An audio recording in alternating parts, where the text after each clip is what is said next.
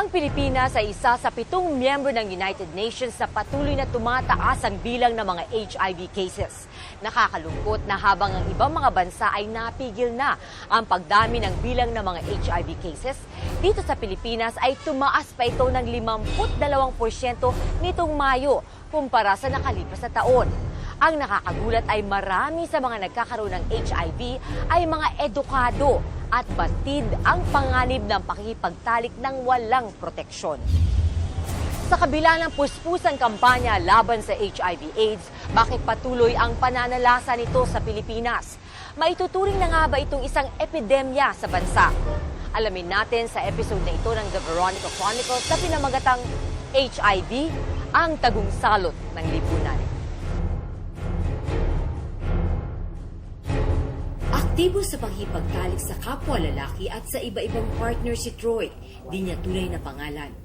Ayon kay Troy, nalulung siya sa casual sex dahil na rin sa stress sa trabaho at paghahanap ng panandaliang pansin. Halos araw-araw daw siyang nakipagliig sa kanyang mga panandaliang partner. Pero hindi naman daw niya ito ginagawa basta-basta. Sinusiguro daw ni Troy na protektado siya o ang kanyang partner tuwing isasagawa ang kanilang panandaliang aliw. Yun lang yung parating, ako on my part, parating ginagawa yon kasi safety on my part, pati na rin sa partner ko. So yung partner mo, pumapayag din siya na gumamit ng condom? Dapat. So ano yun, may usapan na kayo bago kayo mag-meet up na gagamit kayo nun? Pag hindi, ayaw niya, hindi tuloy. Oo. Meron mga hindi pumapayag? Meron talagang gusto nila yung walang unprotected sex. Okay. Talagang ako hindi talaga. Dagdag ni Troy, madali lamang na makakita ng panandalian o pangmatagalang partner dahil na rin sa mga naglipa ng social networking sites. May certain website na magme-member ka lang, tapos lagay ka ng picture, pero depende sa'yo kung lalagay ka ng face pic, body pic, or bahala na wala. So, doon normally doon nakakakuha ng mabilisang partner. I mean, hindi partner, casual sex. Casual sex. Ano yun? Parang magme-meet up kayo? Usap muna, chat muna, and then kapag exchange picture, face pic, pag nagkagustuhan, depende. Kapag may meetups kasi minsan na hindi ka trip, so okay, parang hello and goodbye na lang yan. Kapag may mga times naman na talagang, okay, tara. And then what happens? Where do you go? Depende. Kasi may mga instances kasi, ako in my part, minsan sa cartel, or minsan sa alam mo na, private places, mga motels. Pero hindi lamang sa social networking site maaring makakita ng casual sex. Ayon kay Troy, maging sa mga comfort rooms ng ilang kilalang mall ay maaari ka nang makahanap ng kaniigan. Pero kung gusto mo naman ng kaunting privacy, may mga establishmento ring nagbibigay ng ganitong serbisyo. Basta may isang place somewhere in Pasay na gano'n, parang lahat yun na andun. Parang papasok ka doon, merong wet area, may mga ganyan-ganyan. Wet area? Parang sauna, tapos merong shower room, tapos merong mga cubicles. Tapos doon kayo nakikita-kita. Ano yung parang massage parlor? No. What is it? Sa abroad kasi ang tawag nila sa bathhouse. Bathhouse? So may bathhouse na dito sa atin ngayon? Tapos doon nagme-meet yung mga ano yun, babayaran mo sila? Or no. Pagpasok mo doon kasi, lahat yan hanap noon sex. So pag may part doon, kanya nasa shower area ka, hindi shower, tapos magkakatinginan, ayan na, go na. Or minsan, may mga cubicles para naman magkaroon ng privacy mga customers. Karaniwang profesional at nasa magandang estado ng pamumuhay ang mga lalaki at bisexual na nakakasalimuhan ni Troy. We would want to emphasize that it's not by profession. We cannot associate HIV infection sa profession in a particular profession because behavior na siya. Ang problem is that di ba sa call center, maraming nagpa-practice ng risky behavior. And may mga theory that if a person lacks sleep, they are more sexually active. It's what you do, it is not what you are, that puts you at risk. Pero isang pangyayari ang nagpabago sa pananaw sa buhay ni Troy. Ito ay nang mabuko niya na isa palang person living with HIV ang lalaking kanyang ka-live-in partner. Naghahanap ako na minsan ng naglalambing. So, may mga times na talaga ayaw niya. Sabi ko, ano ba problema? Tapos hanggang sa sinabi niya na talagang ganun nga. Oo. So, siyempre kinabahan ako. Ay, teka, baka infected na rin ako nung sakit. So, ang ginawa ko, nung nalaman ko, in-advise din naman niya ako na magpa-test. So, right then, talagang the following morning, pumunta ako ng hospital, nagpa-test ako. So, mga after 3 days, nakuha ko. Negative naman ako. Kaya naman simula noon, doble ingat na sa pangipagtalik sa iba't ibang partner si Troy. Ang pagiging high risk sa HIV ang nagbukas sa isipan ni Troy para pilitin ding makisalimuha sa mga persons living with HIV. Gusto ni Troy na maintindihan din ang mga pinagdadaanan ng mga taong may ganitong karamdaman at damayan sila. Sa katunayan, ay minsan ninais din ni Troy na makipagrelasyon sa isang person living with HIV. Gayunpaman ay sadyang mailap ang mga tulad nila. Gusto kong mag-connect with the positive, though negative ako. Kasi ang nangyayari kasi kapag once na nalaman nila on net na negative ka, tapos makikipag-connect ka, talagang may wall. Sa ngayon ay hindi na aktibo at naghahanap na rin ng permanenteng kapartner sa buhay si Troy. Pero hindi naman daw siya nagmamadali. Ayon kay Troy, mas mabuti nang maghintay kaysa hindi makaligtas sa peligrong hatid ng sakit na HIV. Kung may darating na lifetime partner, why not? Pero kung wala, talagang go for casual sex, but protected. Pero hindi ganun ka very active. Na talagang, kunyari, nagkatinginan lang kayo sa mall, tara na, go. Hindi na. Pero kung si Troy ay maagang nakaiwas sa sakit na HIV, may iba namang huli na nang malaman ang kanilang karamdaman. Tawagin na lang natin siyang Posy. 42 anyos na siya pero matikas at malusog pa rin ang kanyang pangangatawan. Sa kanyang itsura, di mo akalain na mayroon siyang AIDS. Mahigit 1.5 taon na ang nakalipas nang ma-ospital si Posy dahil sa pneumonia. Sa ospital, nalaman ng doktor na parang na may partner ako. Nagsuspect na kaagad sila na baka meron akong HIV, pero hindi direktang sinabi sa akin. Ang sinabi sa akin, magpa-HIV test ka. Ang tanong ko bakit? Kasi second time na raw nag-umulit yung pneumonia ko. Yung unang pneumonia ko, May or April ng 2011, and after 3 months lang, umulit yung pneumonia ko. And para sa isang normal individual, hindi umuulit ng ganong kabilis ang pneumonia. Kaya nagsuspect na kaagad sila. The following day, nung confinement ko, pina-HIV test ako. Tapos, ang sinabi lang sa akin, pag hindi lumabas yung HIV test, the following day, there's a possibility na HIV positive yon dahil ang protocol ng DOH magbibigay ng confirmatory test ang DOH through yung San Lazaro Hospital or RITM at doon i-confirm kung positive talaga. Now, yung kinabukasan, nalaman ko na hindi lumabas yung resulta, umiyak na ako noon. Kasi alam ko na positive ako. So, nung kinonfirm na nga nila na may HIV ka, ano yung naramdaman mo? Ang unang naramdaman ko, naisip ko pamilya ko, yung partner ko. Kasi anong mangyayari? Kasi ang unang naisip ko, baka kamatayan na kaagad. Kasi yung talagang notion na kamatayan ang mangyayari, walang gamot, mahal yung mga yung treatment, mahal yung mga lab test.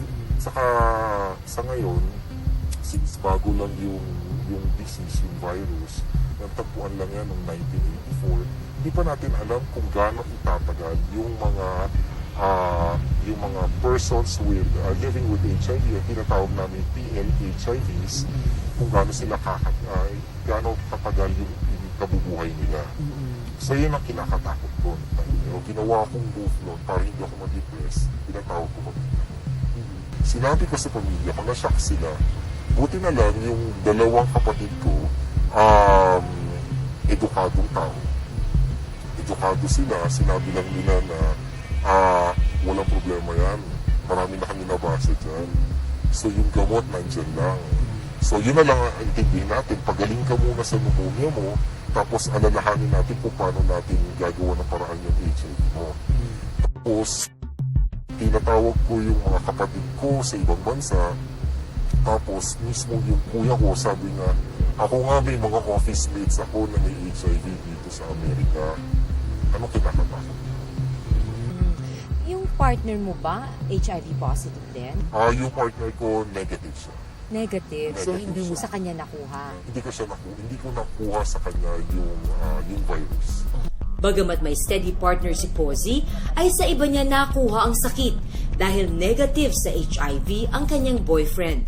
Hindi ko alam kung kanino kasi sa isang gay relationship, lalo na sa amin, may pagkakataon na pwede. Nagkakaroon kami ng time na pwedeng mag-open yung relationship namin. So, ibig sabihin, pwede kami magkaroon ng ibang contact sa ibang tao.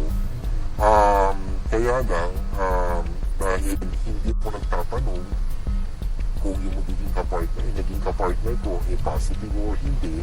So, hindi ko alam kung sino, kung kanino ko nakuha yung HIV. So, hindi mo rin alam kung naka-infect ka pa ng iba. Hindi ko rin alam kung naka-infect din ako ng iba. Pero ang maganda nun, nung nagkaroon ako ng HIV, naisip ko, meron akong mga taong nagkaroon ng sexual intercourse sa ibang tao. Tinext ko lahat ng dapat ko i-text kasi sabi ko, ito yung responsibility ko para sa ibang tao. Nangyari sa akin, maaaring mangyari sa iba. So lahat ng taong nakasex ko nung time na yon, bago ko nalaman na HIV positive ako, tinext ko lahat sila anonymously. Nag-mass texting ako para it's up to them kung anong gagawin nila. I've done my part, ginawa ko yung part ko para inform sila na ang cases ng HIV sa Pilipinas tumataas. Na kahit kanino pwede natin makuha kahit sa isang normal, physically fit individual na hindi mo mapapansin kung sino may HIV, kung may HIV siya o wala. Sa isang babae, sa isang bata. Hindi natin masasabi. So, ang pinakamaganda doon is inform mo sila, sabihin mo sa kanila na ito yung realidad at ito paano nakukuha at ano yung pwede mong gawin para proteksyonan mo yung sarili mo at proteksyonan mo yung mga taong minamahal. Yung mga tinext mo, anong naging reaction nila? Yung iba, sinabi nila, oo, sige, magpapatext ako. Yung iba, nagtanong saan sila pupunta, pagkano, hindi ba nakakahiya, confidential yung testing. Yung iba, parang wala na. So, ang sa akin, sa party ko, ako nasabi ko sa kanila, ang responsibility nila kung tatanggapin nila. Pareho kami ng sitwasyon, pareho kami ng mundo na ginagalawan, nasa kanila kung paano nila tatanggapin, kung paano nila gagawa ng paraan, at kung paano nila susolusyonan, kung paano nila susolusyonan yung problema ng HIV sa Pilipinas.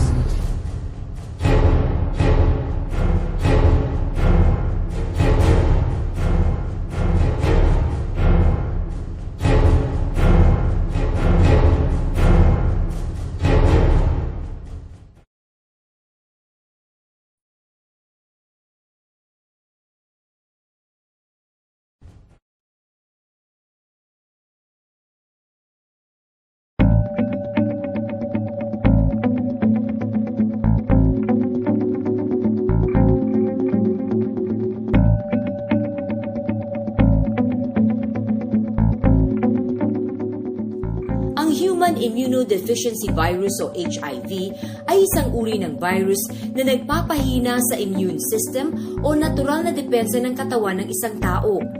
Ito ang nagiging sanhi ng Acquired Immune Deficiency Syndrome o AIDS, kung saan wala ng kakayanan ang ating katawan na labanan ng iba't ibang uri ng sakit. Ito ang maaring maging sanhi ng kamatayan. Ayon sa pinakahuling datos ng Department of Health, may naitalang 415 HIV-positive cases nitong buwan lang ng Mayo. Pinakamataas ito sa bilang ng mga kaso na naiulat sa isang buwan kahit na sa mga nakalipas na taon. Karamihan sa mga kasong naitala ngayong taon ay mga kalalakihan na umabot ng 96% ng kabuang bilang ng HIV positive. Mula 1994, umabot na sa 13,500 at 74 ang HIV cases. 7% dito ay mga AIDS cases na. And if conditions will remain unchecked, then we will be seeing a drastic increase in reported cases in the next months and years to come. In fact, as of May, we are now reporting one HIV positive or one Filipino contracting the virus every 2 hours. Every 2 hours? Yes. And if ang prediction or ang estimate is that before the year ends, if this infection will not be arrested or be halted, then we are seeing 1 case per hour every day. Sa mga naiulat na mga kaso, mahigit kalahati ay mula sa National Capital Region. Ayon kay Dr. Avelino, 77% ng mga kaso ng HIV ay nahawa sa pamamagitan ng sexual contact o pakikipagtalik. The number 1 mode of transmission in the Philippines is through sexual contact. And what type of sexual contact? It is a male-to-male sexual contact. But then we don't have to be complacent about it, like amongst MSM lang pala. Because we are also seeing now men who are having sex with men but are having sex with women. So this group of individuals serve as the bridge from the risky population to the lesser risk population, to a group, to the general population. Pero may iba pang paraan para mahawaan ng HIV. Those community members that we have seen infected or contracting the virus are mostly those who are practicing risky behaviors. So what are these behaviors? 1 is multiple sex partner. Number 2 is engaging in penetrative sex without protecting themselves or their partner. So when we say penetrative sexual intercourse, this could be either oral, vaginal, or anal. Or it can be either through sharing of injecting equipments. Though we have seen also the third type of transmission, which is mother to child. Like if yung nanay ay infected, she can transmit the virus to her child while she is pregnant on her child, or during delivery, or during breastfeeding. For the ones injecting, no, you said there was a very obvious increase. What is the percentage, and in which areas in the Philippines do we see a lot of these cases? Yeah, currently the data that we're seeing now is that most of the cases that we have noted to be reporting an increase amongst people who inject drugs is Cebu. Okay, a study was made by the Department of Health to estimate the prevalence of infection amongst this particular group of people, and they have noted that the prevalence of HIV amongst this group is already at 56%. So ibig sabihin, almost half or more than half of the population is already infected. But the more sad story, or part of the story, is that 94% of those who are injecting drugs are already infected with hepatitis C, which is a blood-borne disease and a fatal disease also. So, what are they injecting? Is it shabu yung or substance? Actually, ang very common sa kanila is Nobain, no? Nalgifene hydrochloride. However, lately, ang kanilang ini-inject is shabu. They liquefy it in a water and then they inject it on their bloodstream. How dangerous is this? Like, why in Cebu? Why in Cebu in particular? Why do you think the prevalence of the spread injectable is in Cebu, and why not in, let's say, Metro Manila, where there are also a lot of drug addicts? It could be the way I look at it. No, what happened or the story in Cebu is that the infection have already reached their group, and because of that, and since I have said na mas faster ang mode of transmission if it's directly introduced in the blood, then pumasok yung infection at nag-spread dun.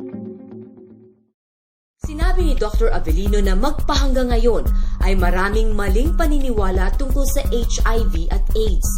Ipinaliwanag niya na ang HIV ay hindi maaaring makuha sa pamamagitan ng kagat ng lamok, pakipagsalamuha sa kapwa, paggamit ng palikuran, pagligo sa swimming pool, paggamit sa kasangkapan ng taong may HIV, pakipagkamayan, halikan at yakapan, at paggamit ng manicure set tulad ng nail cutter, pusher at nipper.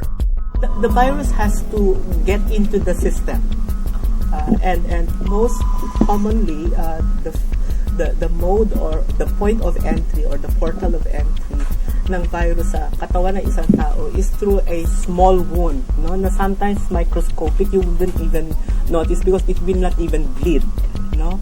So yun yung and yun yung possible entry niya, and it depends then kung ano, like if we're talking about sexual intercourse, ano yung mas prone or higher ang probability that you will be contracting the virus is when you engage in anal sex, because the vagina is more flexible than the anus, so mas prone ka mag-develop ng laceration.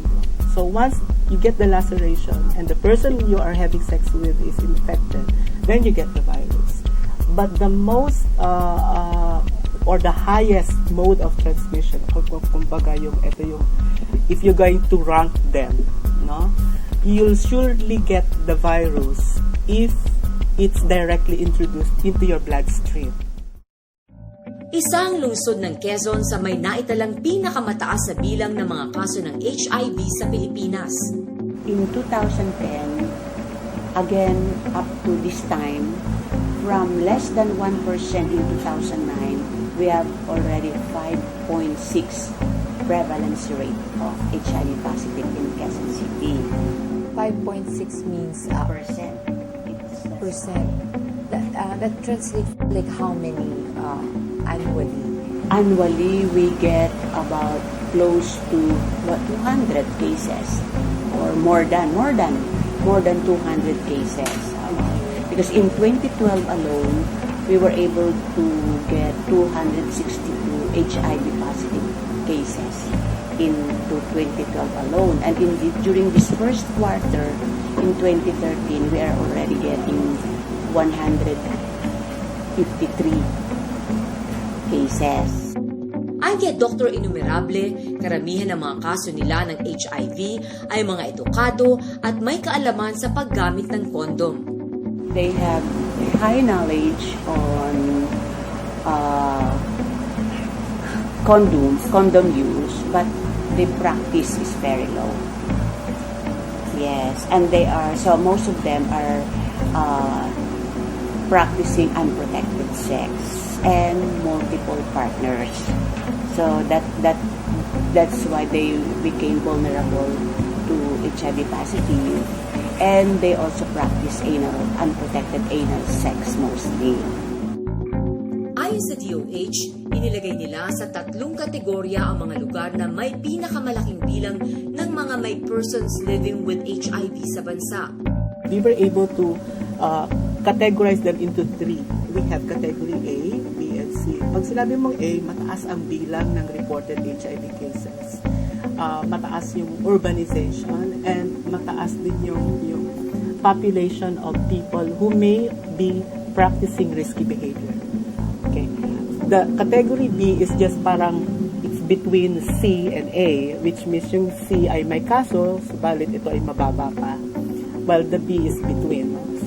So ang importante yung A. And we have categorized several areas in the Philippines, cities in the Philippines, is included to this category, in this category. In general, the whole NCR is category A. Okay. Cebu is category A. Davao is category A. Angeles is category A. The adjacent areas around these cities is considered category B. So, mataas ang probability na si B ay in a year or two magiging A siya.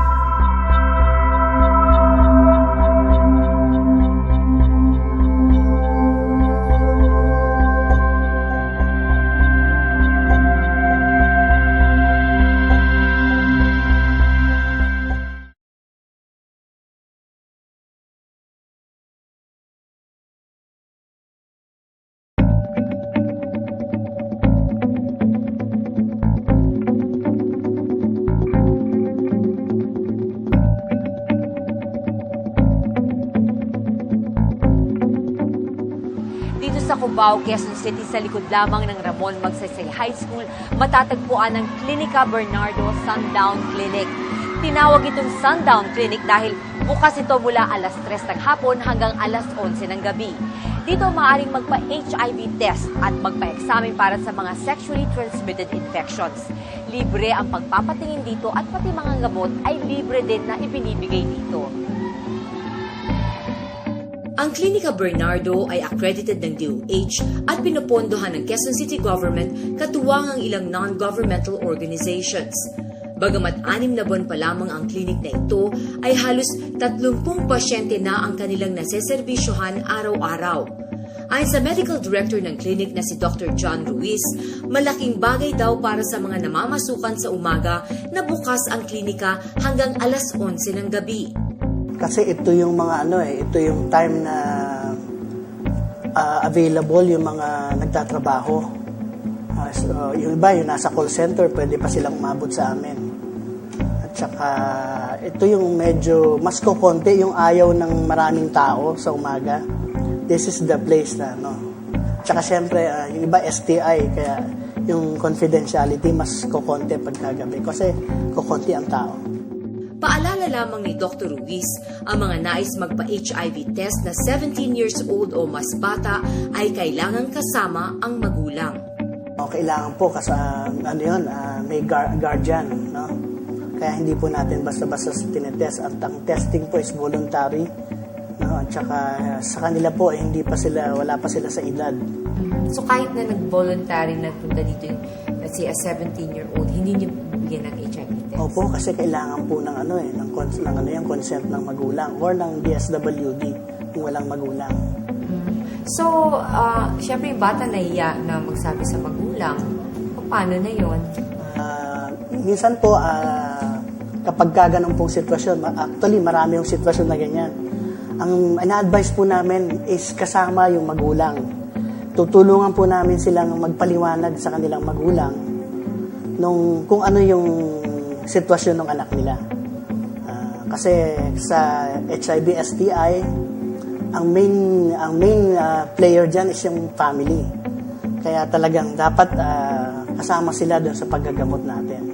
So, support. Bumabalik naman ang mga iba. Opo, yung iba, marami na po dito na may kasamang pupunta yung magulang o kaya yung asawa. Ipinaliwanag sa amin ng medical technologist sa klinika na si Mylene Sibal kung paano ginagawa ang HIV test. Kuha lang tayo ng 20 UL ng whole blood niya, then lalagyan natin ng sa kit. Yung kit is parang siyang pregnancy test. So, this is a rapid test. So, this is DOH standard na isa sa mga nila. Kasi kailangan pumasa sa DOH policy na mga manufacturer. Tinetest muna nila doon bago ilalagay sa mga local. So, ibig sabihin, okay ito. So, yun. So, para lang siyang pregnancy pregnancy test, this is a rapid test.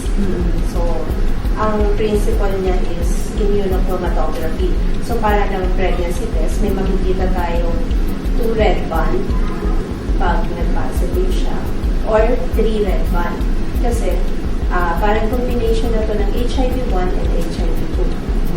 So, pag 1 lang, sa control lang, it's non-reactive. Then, pag 2, pag 2 red band, yun yung reactive natin. So, pag nag-reactive siya, kukunin natin yung pinaka-serum niya. Then, pag nakuha natin yung pinaka-serum, usually mga 1 ml ng serum, kukunin natin. Then, dadalhin natin yung Pero ilang minutes bago yung makita yung reaction? Pagkapatak ng dugo? Usually 5 to 20 minutes lumalabas na siya. Kailangan within 20 minutes mabasa mo siya.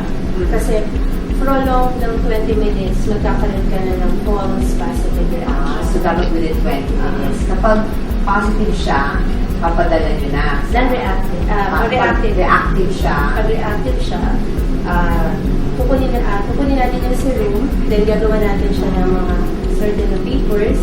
Then that time, kami ang nagdadala. Gamete is nagdadala dun sa sakit. Kasi ang San Lazaro lang ang gumagawa ng confirmatory. So sila gumagawa ng Western lang. Ganun din naman sa mga private clinic or mga government and private hospital. Na pag nagkakaroon sila na reactive, doon din ang pasok. Karaniwan daw bumabalik sa kanila ang resulta mula sa San Lazaro Hospital at sa Research Institute for Tropical Medicine o RITM pagkatapos ng 2 o 3 linggo. Pero kahit na nag-negative ang isang HIV test, di pa rin daw 100% nakatitiyak na ligtas ka na sa HIV. Mayroon daw silang tinatawag na window period na nagtatagal ng 4 na linggo hanggang 3 buwan. Ito ang panahon na maaring nahawaan na sa sakit ang isang tao pero hindi pa lumilitaw ang virus sa test. Meron pa rin tayong 1% possibility na nag-negative siya. Or pwede natin sabihin na hindi na puwenta nasa window period na siya kung sakali. So, kaya nga ang test natin, di ba sinasabi nga meron window period na 3 months to 3 years. Diba? Kaya inano namin dito na every 3 months, kahit na-reactive ka, kailangan mong bumalik every 3 months. Or lalo na kung meron kang risk. May mga tinatawag din silang peer educators at peer counselors sa klinika. Ang mga ito ay nagbibigay ng voluntary HIV education at counseling. Si Devin David ay 3 taon ng peer counselor at educator dito. Isa rin kasi ako dun sa mga naging target person nila na kumbaga parang nasa mga bars. So yung nag-umpisa din ako na naging client muna kumbaga sa testing bago. Then nung may mga nalaman na ako, na-encourage ako mag-volunteer pero dahil nga may hiring, napunta na ako agad sa pagiging peer educator ng QC. Trabaho ngayon ni Devin ang magpunta sa mga lugar na maraming high-risk persons para kausapin ang mga ito ukol sa kahalagahan ng pagpapa-HIV test. Sa labas kasi kami nakikipag-usap eh. Kumbaga parang mga lumalakad, lalapitan mo, tapos kung kunin mo yung sandaling oras nila para lang ma-inform mo sila about HIV. So medyo madali, may mahirap na part na islabin ka, mga ganun. Walang time. Paano mo pinipili yung lalapitan mo para i-inform? Actually, meron kami mga target places na talagang doon na kami pupunta.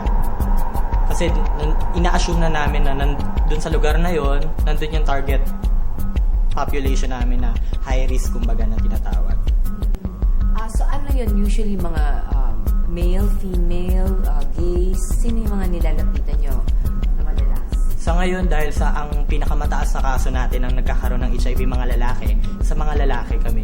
Yung mga karaniwang lugar na maraming lalaki. So ano yung reaction nila pag nagsimula ka na mag-inform sa kanila?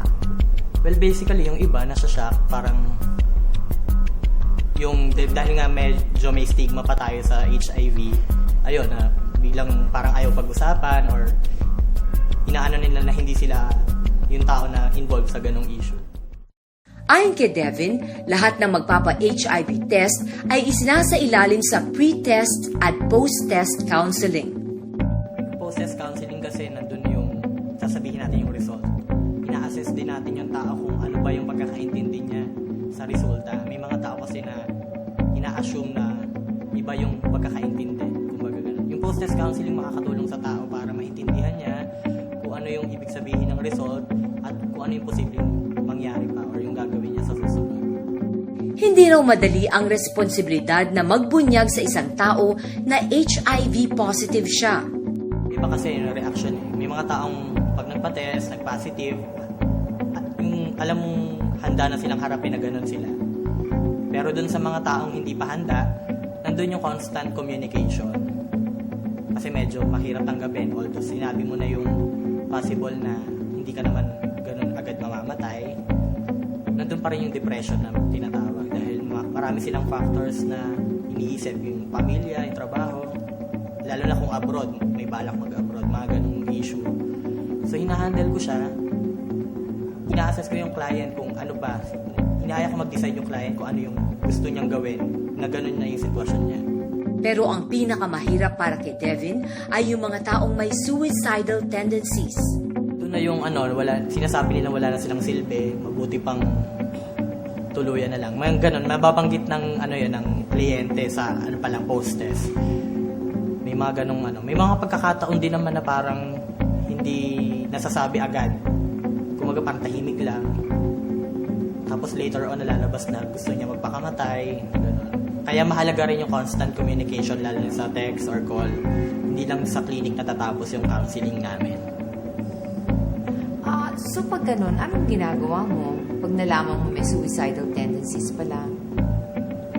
Ayun, yung inaano ko yung emosyon ng tao na anong dahilan, ba't gusto niya mag-suicide, at kung ano yung posibleng mangyari kapag ganun yung ginawa niya, at kung hindi niya gawin yun, ano rin yung mga posibleng niyang nasa kliyente rin. Kumbaga ipaparealize din sa kliyente kung ano yung mangyayari sa decision niya na gagawin. Ang kabuuang staff sa klinikang ito ay 6 lamang, kabilang na si Dr. Ruiz, ang medtech na si Ginang Sibal, si Devin at 3 pang peer educators at counselors. Nangangamba si Dr. Ruiz sa pagdating ng panahon na di na makayanan ng klinika ang pagdami ng mga pasyenteng nagpupunta sa kanila araw-araw. Sana daw ay mabigyan pa sila ng mas malaking pondo para makakuha pa ng karagdagang makakatulong sa kanila. Kailangan po yung yung sa political mandate din para mapalakas pa yung yung pagtugon dun sa HIV, no? Tsaka siguro yung financial support din kailangan namin. Kasi itong building namin hindi na ganun ka masikip na eh.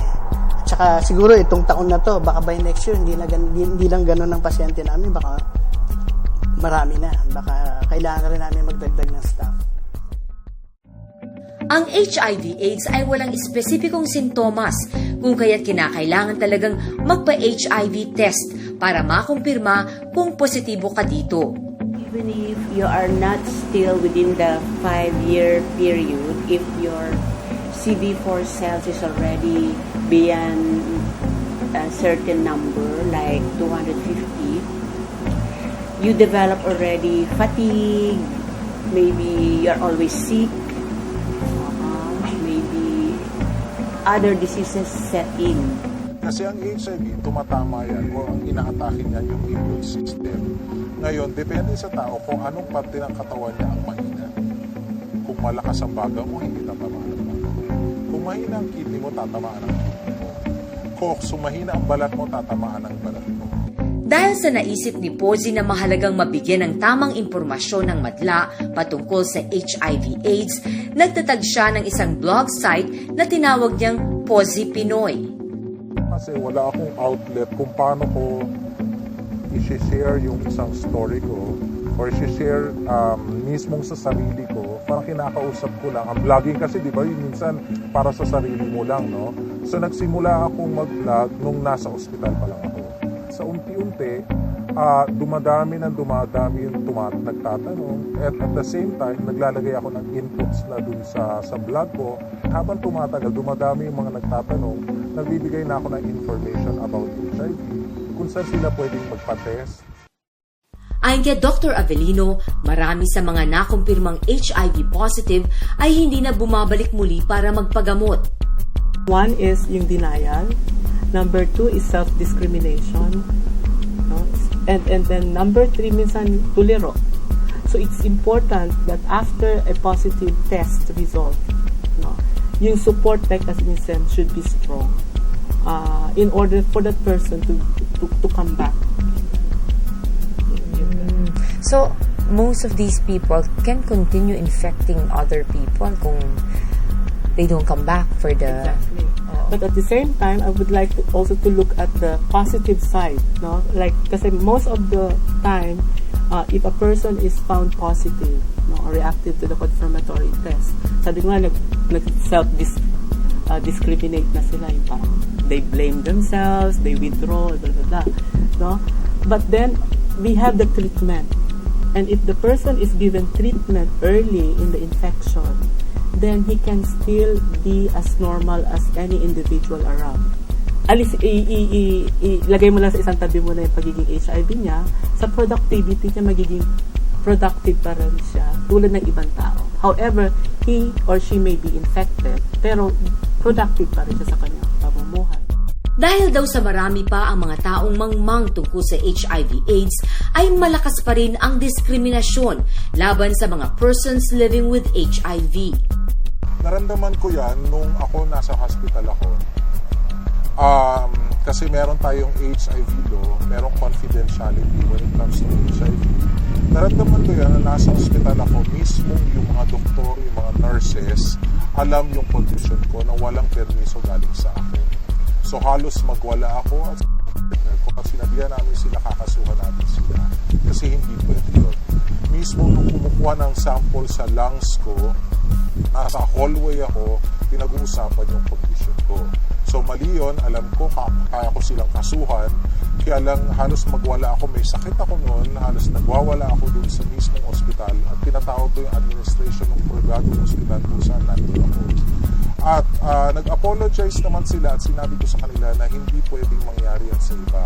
Pasalamat kayo, edukadong tao ako. Kung hindi, malamang sinampahan ko na kayo ng kaso. I would tend to believe that the discrimination is a result of ignorance and mga misconceptions na pinapasok natin just to explain things which we don't understand at all. So yun. Now, going back to the question na may natatanggal pa. In the past, there are several cases na natatanggal. There are even cases or persons who are found positive and they were denied of entry to schools or they were discharged from their work. However, when we went to these agencies and offices and schools and explained to them na hindi naman kailangan na ganon, bumabalik naman at umaayos. In fact, we have a strong program on HIV in the workplace, and we are having this program together with DOLE for private sector and then CSC, Commission on Civil Service Commission, for government agencies to educate offices, both government and private. Isang panukalang batas ang nakabimbing ngayon na naglalayong palakasin ang polisiya ng bansa patungkol sa HIV/AIDS prevention, treatment at care. Itinataas ng House Bill 6751 ang budget para sa programa sa 1.38 billion pesos taon-taon hanggang sa pagsapit ng 2015, kung kailan inaasahang aabot na sa 46,000 Pilipino ang may HIV. Pinapalakas din ito ang karapatan ng mga Pilipinong HIV positive laban sa diskriminasyon at pinapaigting ang parusa sa paglabag sa confidentiality policy. Sa ngayon ay malayang nakakapagtrabaho si Pozi at namumuhay ng tulad ng isang ordinaryong mamamayan. Iwas ka sa ubot sipon, iiwas ka, mag-hand sanitizer ka. So, yun yung mga paraan. Number 2, exercise. Ang exercise nakaka-boost ng immune system. Number 3, sa diet. Sa diet, healthy food, go back to the basics, basic building blocks, energy food. So eat more the healthier foods. Basta ang pinaka-importante, huwag ka magkakasakit. Makaka-infect? Yes. Pero mabubuhay na matagal? Oo. So, it's modifying the behavior. Kung gusto mo talagang mabuhay, you have to take care of yourself.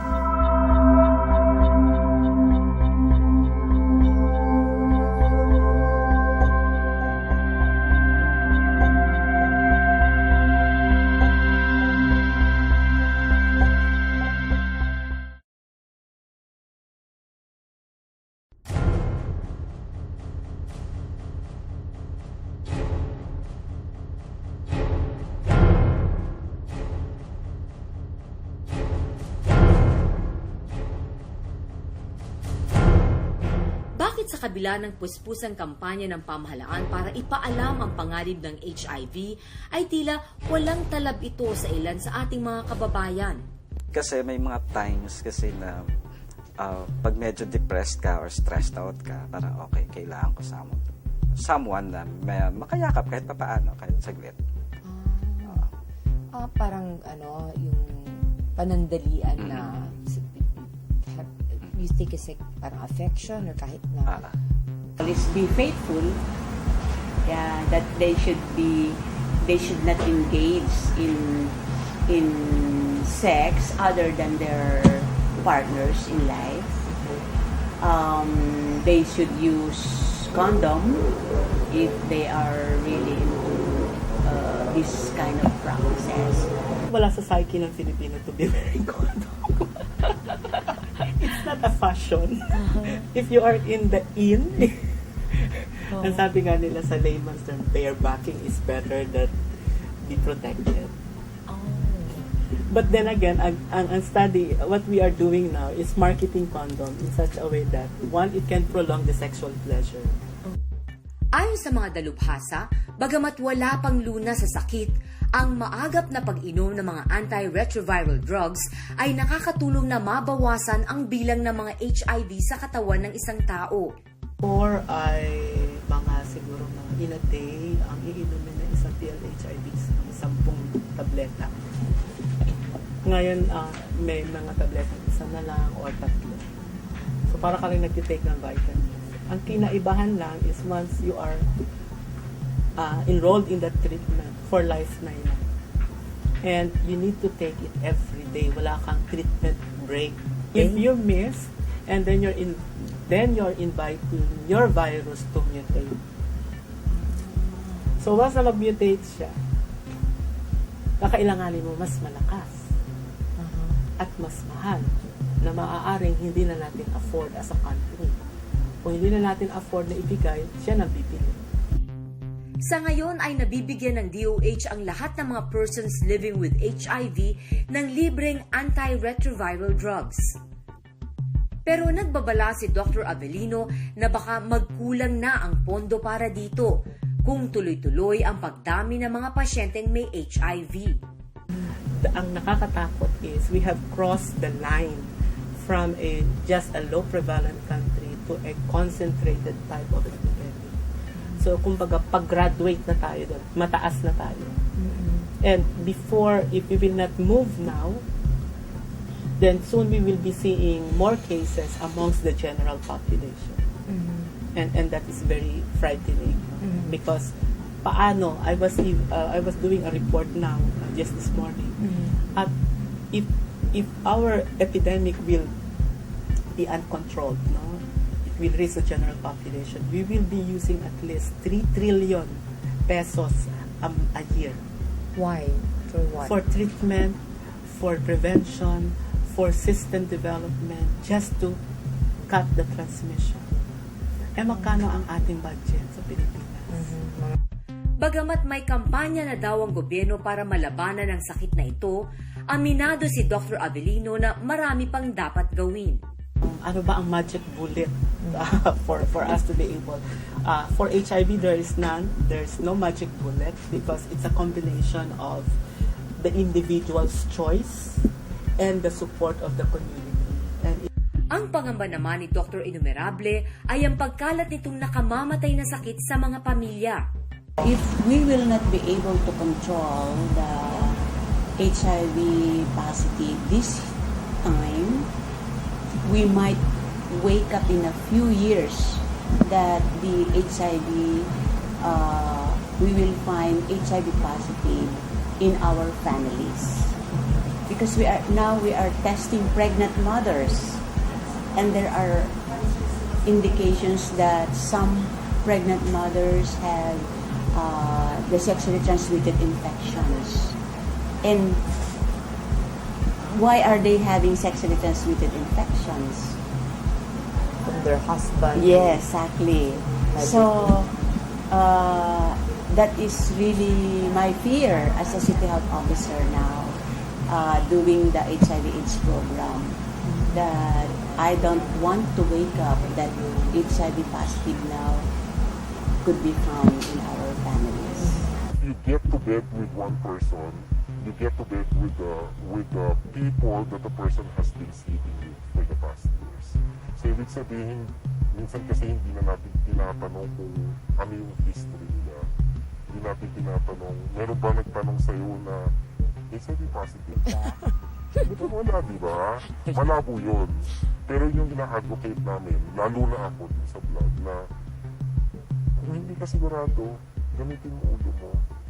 will I engage in a risky behavior? If I will I be protected? Or I will just do it without any protection?